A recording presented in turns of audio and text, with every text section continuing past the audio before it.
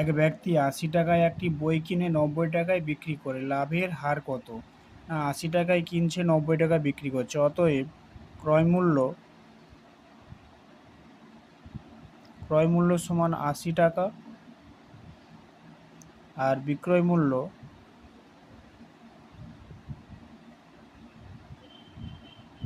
সমান ৯০ টাকা। অতএব লাভ সমান কত হবে? না, আমরা জানি লাভ সমান বিক্রয় মূল্য মাইনাস ক্রয় মূল্য। এত টাকা সমান ১০ টাকা, তাহলে ১০ টাকা সে লাভ করছে। ৮০ টাকায় কিনে ৯০ টাকায় বিক্রি করে ১০ টাকা লাভ করছে।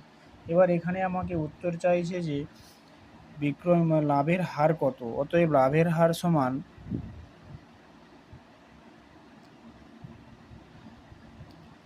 হার সমান লাভ বাই ক্রয় মূল্য ৮০ টাকা ইন্টু ১০০%। অতএব এই ০ বলো ২ ৪ ৮, ২ ৫ ১০, ২ ২ ৪, ২ ৫ ১০, 25/2%। অতএব 25/2%, এটাকে ১২.১-২%, এটাই আমার উত্তর।